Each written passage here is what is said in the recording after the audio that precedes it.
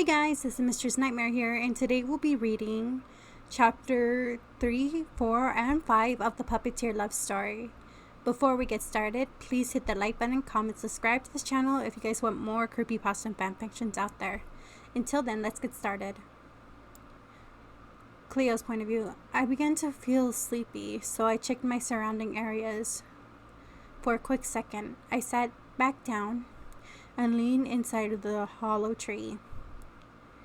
I closed my eyes and I fell into darkness. Puppeteer's point of view. I searched high and low, left and right. I can't find her.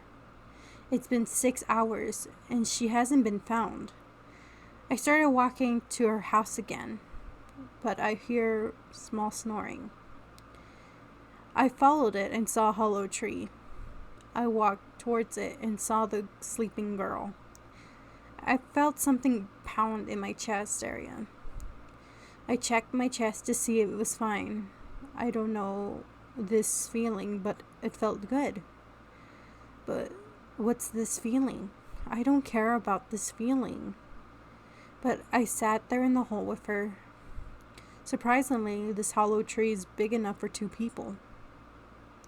I used my strings to pick up the wood and cover the hole.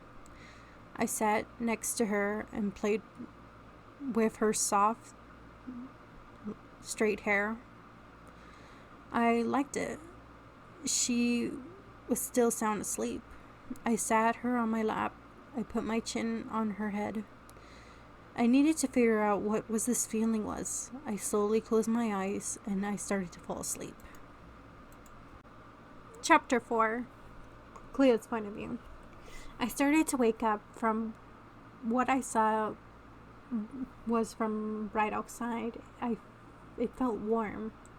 I leaned back into the warmness even more and smiled. I felt it moved and I panicked.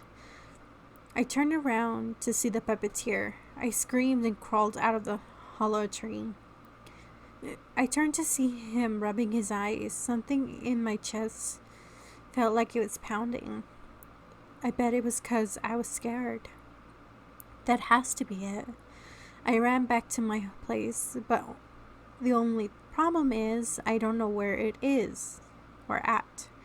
I got tackled by the puppeteer, but next thing he wasn't paying attention and he...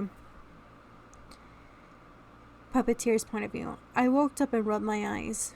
I saw Cleo running away. I followed her and tackled her.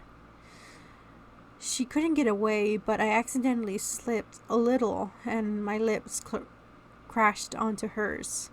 I blushed a bright red, as so did she.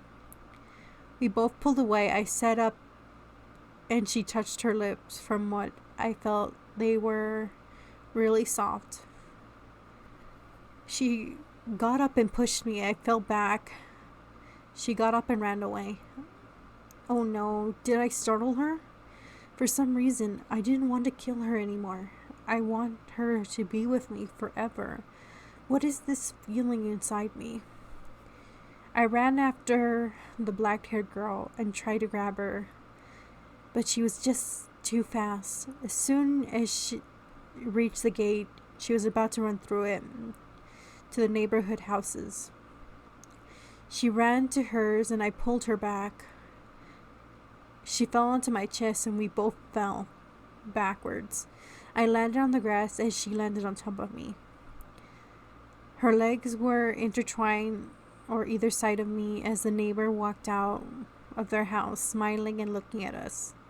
She looked surprised and ran back, yelling, "I'm sorry for disturbing you." My face felt hot, and I looked at Cleo to see that she was blushing a dark cherry red. "This is all your fault," she said, getting up and running back to her house. I don't know what happened. I just followed her. Apparently, no one was home. It seemed just a week ago that I had a mission to kill this girl and her friend, but now I don't know what to do. I hear her in her room, wondering what's going on. or what am I going to do now? Chapter 5. Cleo's point of view. I locked my door. I got my clothes because the ones I was wearing were dirty. I changed and sat on my bed with my laptop on my lap. I typed in the Five Nights at Freddy's songs on YouTube and started to listen to the music. I smiled. I was calming down now. My right arm started to hurt. I pulled up my sleeves and saw some weird glowing yellow marks on my arm. I panicked. I grabbed my bat and walked towards my door and opened and saw the puppeteer. "What did you do?" I yelled at him for the last time. "It's Puppeteer, and I don't know what you're talking about," he said, shrugging. I showed him my arm. He had a confused look on his face.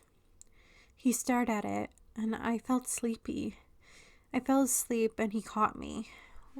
What was happening? Puppeteer's point of view. I panicked. I picked her up and ran towards the mansion. Slender must know what's going on or what to do. Surely he will know anything. I hope.